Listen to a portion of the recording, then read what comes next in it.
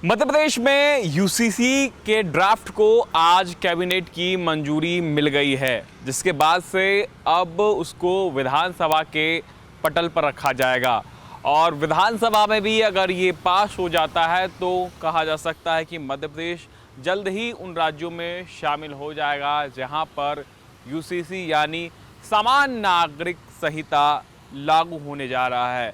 अब सबसे बड़ी बात है कि इस पूरे यूसीसी के ड्राफ्ट को लेकर के देखें तो सुप्रीम कोर्ट की जो पूर्व जस्टिस है रंजना देसाई, उनके नेतृत्व में एक समिति का गठन किया गया। समिति ने लगभग 60 दिनों का समय लिया। अलग अलग जाति धर्म वर्गों के लोगों से सुझाव मांगे गए, सोशल मीडिया के जरिए, एसएमएस के जरिए और अलग अलग माध्यमों से, जिसके बाद से अभी तक जो दावा किया जा रहा है लाखों सुझाव जो है वो कहीं ना कहीं अलग अलग माध्यमों से सरकार को प्राप्त हुए, जिसमें कि जो 90% मुस्लिम महिलाएं हैं वो ये चाहती थी कि मध्य प्रदेश में यूसीसी लागू हो। 40% जो मुस्लिम पुरुष है वो भी ये चाहते थे कि मध्य प्रदेश में यूसीसी लागू हो। और जो डाटा निकल करके सामने आया है, सरकारी डाटा के अनुसार बात करें, लगभग 94% लोगों ने यूसीसी के समर्थन में जो है अपना वोट किया है। ऐसे में ये माना जा सकता है कि मध्य प्रदेश अब जल्द ही जो है यूसीसी वाला प्रदेश हो जाएगा, जहां पर सभी नागरिकों के लिए एक सामान्य कानून होने वाले हैं। दरअसल जो अलग अलग धर्म है उसके हिसाब से अलग अलग मैरिज एक्ट जो है वो पहले देखने को मिलते थे, जो कि अब पूरी तरीके से बंद हो जाएंगे। मुख्यमंत्री डॉक्टर मोहन यादव ने आज साफ कर दिया है कि अब मध्य प्रदेश में केवल एक ही शादी जो है कानूनी तौर पर वैध होगी और दूसरी शादी के लिए पहली शादी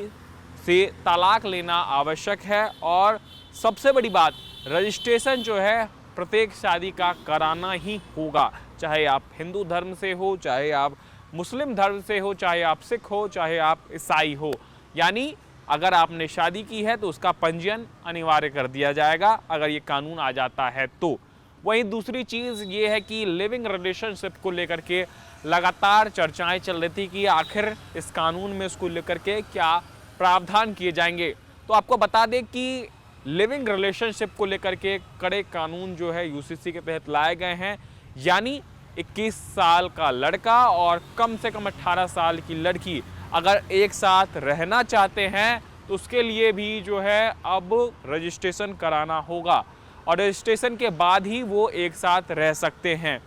इसके अलावा बात करें तो लगातार कई सारे प्रावधान जो है इस यूसीसी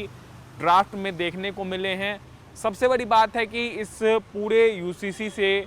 सभी धर्मों को, वर्गों को रखा गया है, लेकिन आदिवासियों को इससे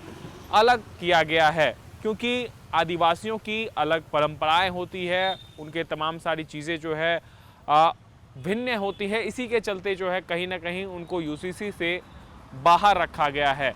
क्योंकि माना यह जा रहा है कि अब मोहन कैबिनेट की जब हरी झंडी मिल गई है तो संभवतः,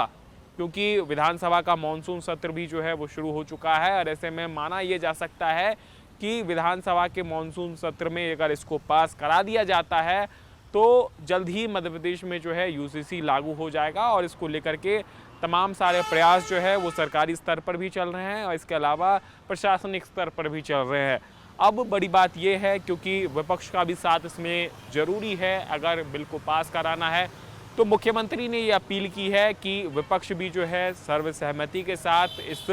बिल के पक्ष में जो है अपना समर्थन दे, ताकि जब इसको पटल पर रखा जाए तो सर्वसहमति के साथ ये बिल पास हो जाए, ताकि मध्य प्रदेश जो है वो यूसीसी वाला प्रदेश बन जाए। अब देखने वाली बात ये होगी विधानसभा में जब इसको रखा जाएगा उसके बाद पक्ष और विपक्ष की क्या रायशुमारी होती है, और अगर मध्य प्रदेश में ये लागू हो गया तो सीधे तौर पर माना यह जा सकता है कि सभी के लिए एक तरीके से सामान्य कानून मध्य प्रदेश में लागू होंगे।